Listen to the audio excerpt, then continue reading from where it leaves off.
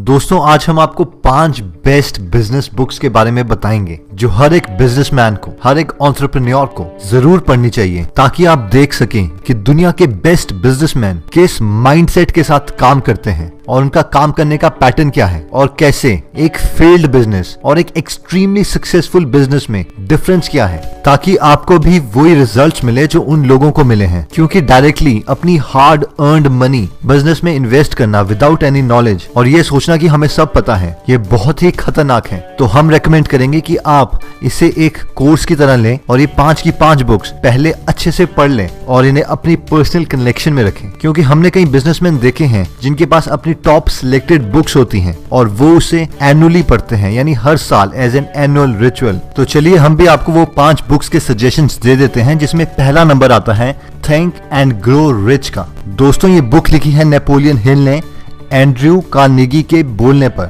Andrew Carnegie उस time के America के सबसे अमीर आदमी थे और दुनिया के पहले बिलियनर, और उन्होंने ही नेपोलियन हिल को सजेस्ट किया था कि वो उस टाइम के दुनिया के सबसे फेमस लोगों से मिलें और फिर ये बुक लिखें।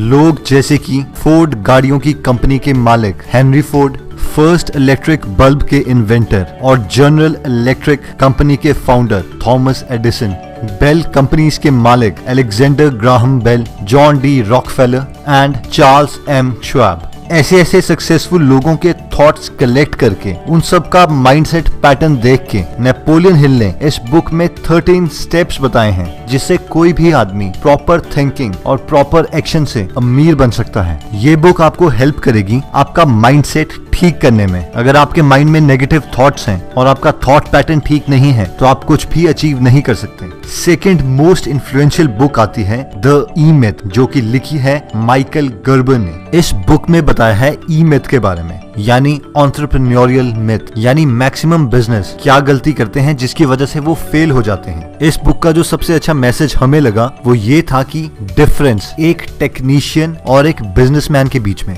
मैक्सिमम लोग बिजनेस इसलिए खोलते हैं क्योंकि उन्हें लगता है कि वो बिजनेस का काम कर सकते हैं। जैसे कि एक डॉक्टर मेडिकल प्रैक्टिस के लिए क्लिनिक खोल देता है, एक एडवोकेट लीगल प्रैक्टिस के लिए अपना कैबिन खोल देता है, वैसे ही ग्राफिकल डिजाइनर एक छोटा बिजनेस खोल देता है क्योंकि इन सबको लगता है कि इन्हें ये काम आता है। जबकि एक बिजनेसमैन कभी भी बिजनेस के अंदर नहीं काम करता, हमेशा बिजनेस के ऊपर काम करता है। यानी अगर आपने बिजनेस खोला है ये सोच के कि आपको उसका टेक्निकल काम आता है, तो आपने अपने लिए एक बिजनेस नहीं खोला, आपने अपने लिए एक जॉब बना दी है, सबसे बकवास जॉब, जिसमें आपको बहुत ज्यादा हार्ड वर्क करना पड़ेगा और आप इसको स्केल भी नहीं कर सकते, यानी इसको नेक्स्ट लेवल तक नहीं लेके जा सकते। एक ट्रू बिजनेसमैन काम करता है बिजनेस के मेथड्स के ऊपर, यानी बिजनेस मॉडल्स पर, कि किस तरह से उसका बिजनेस लोगों पर डिपेंड ना रहे जबकि उसके मेथड्स पर रहे। और बिजनेस कभी प्रोडक्ट से नहीं बनता, बिजनेस बनता है मेथड से। अगर हम रे क्रॉक के बिजनेस मैकडॉनल्ड के बर्गर्स की बात करें तो हम में से 99% लोग मैकडॉनल्ड के बर्गर से बहुत अच्छा बर्गर बना सकते हैं, लेकिन उतना अच्छा बिजनेस बहुत ही कम लोग खड़ा कर सकते हैं क्योंकि उनकी सक्सेस छुपी है उनके बिजनेस के मेथड्स में। उनका बिजनेस मॉडल इतना अच्छा है कि दुनिया का कोई भी टीनेजर बहुत ही कम सैलरी लेके और 1-1.5 हफ्ते की ट्रेनिंग लेके सेम क्वालिटी का बर्गर बनाएगा दुनिया के किसी भी कोने में। अगर हम एप्पल के फाउंडर स्टीव जॉब्स की बात करें तो उन्हें कुछ भी नहीं बनाना आता था, ना ही उन्होंने कभी हार्डवेयर बनाया, ना ही कोई सॉफ्टवेयर का पीस लिखा। वो एक ट्रू बिजनेसमैन थे और हमेशा बिजनेस में बाहर रह के काम करते थे, बिजनेस को ग्रो करने के तरीके सोचते थे, ना कि बिजनेस के अंदर एज ए सॉफ्टवेयर इंजीनियर या फिर एक हार्डवेयर इंजीनियर का काम किया। दोस्तों जो नेक्स्ट बुक आती है और जो मेरी पर्सनल फेवरेट है वो है the millionaire real estate investor, जो कि लिखी है गैरी केलर ने, जो दुनिया के सबसे बड़े रियल एस्टेट इन्वेस्टर हैं। ये आपको सिर्फ मोटिवेट नहीं करते बल्कि एक्चुअल में पूरा रियल एस्टेट का बिजनेस मॉडल बताते हैं। ये बुक लिखने से पहले गैरी केलर ने 100 मिलियनेयर रियल एस्टेट इन्वेस्टर इकट्ठे करे और उनसे सवाल पूछे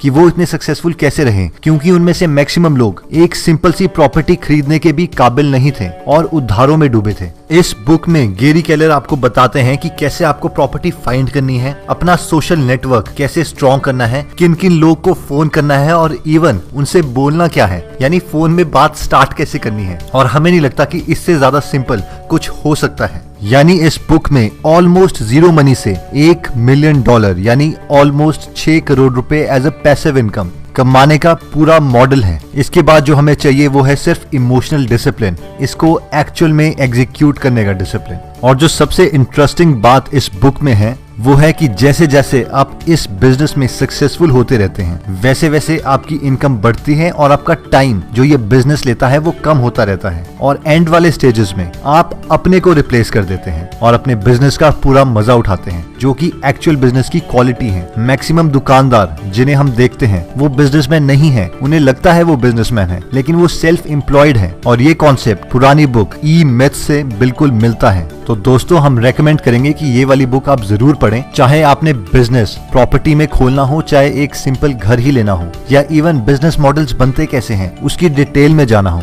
दोस्तों नेक्स्ट बुक आती है 48 laws of power by Robert Greene. अगर हमें कोई भी कभी भी बिजनेस करना है तो जो सबसे बड़ी स्किल रिक्वायर्ड है वो है कि हम लोगों को टैकल कैसे करें, चाहे वो आपका कस्टमर हो या कोई क्लाइंट, उन्हें हमें टैकल करना आना चाहिए ताकि उनके साथ हमारा रिलेशनशिप बना रहे। और ये बुक हमें एग्जैक्टली वही सिखाती है। लॉ नंबर 9 कहता है win through your actions never through the argument. एक बार माइकल एंजेलो ने एक बहुत ही अच्छा स्कल्पचर तैयार किया था।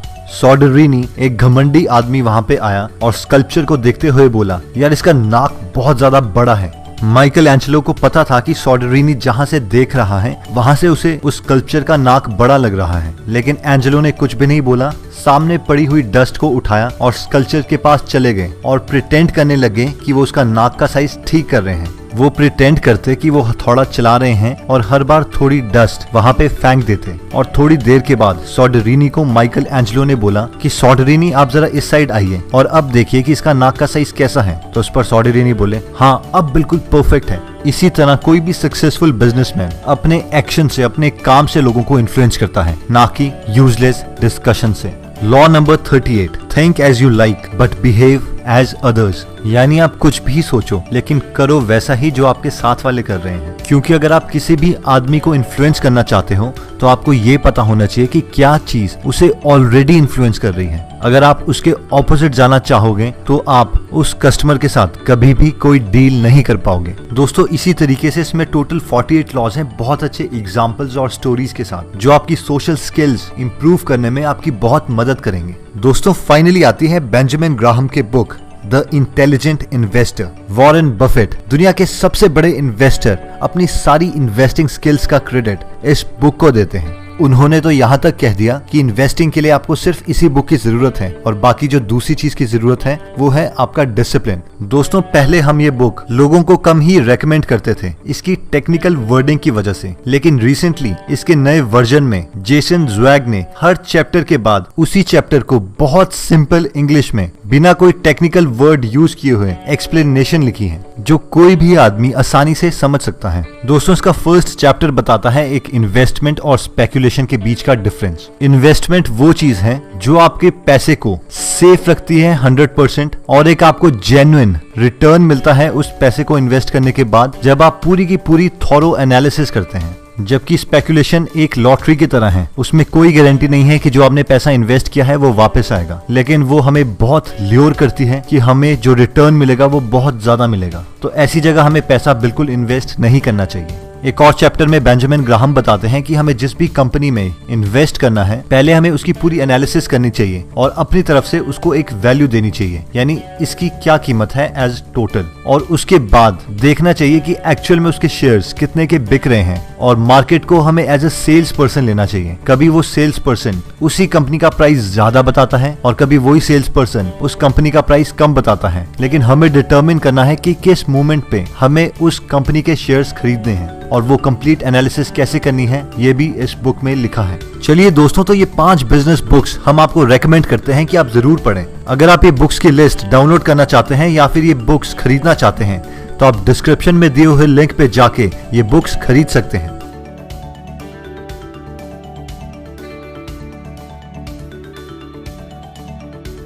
चलिए दोस्तों, अगर आप हमारी कोई वीडियो मिस नहीं करना चाहते तो सब्सक्राइब करने के बाद ये बेल का बटन दबाना मत भूलिएगा। और अगर आपको हमारा ये वीडियो पसंद आया तो आप इसे लाइक कर सकते हैं। अगर आपको लगता है ये वीडियो आपके किसी फैमिली मेंबर या फ्रेंड के काम आ सकता है तो आप ये वीडियो उनके साथ शेयर कर सकते हैं। आप हमारे साथ फेसबुक पे भी जुड़ सकते हैं, Facebook/Great Ideas Great Life। Description में दिए हुए लिंक को क्लिक करके आप हमारा फेसबुक ग्रुप भी ज्वाइन कर सकते हैं। उस फेसबुक ग्रुप में आप हमारे साथ अपनी प्रॉब्लम शेयर कर सकते हैं और सारे के सारे गीगलर्स पूरी कोशिश करेंगे कि आपकी प्रॉब्लम सॉल्व कर दें, और उस फेसबुक ग्रुप में हम भी आपको मिलेंगे। चलिए गीगलर्स, नेक्स्ट वीडियो में हम आपको जल्दी ही मिलेंगे। धन्यवाद।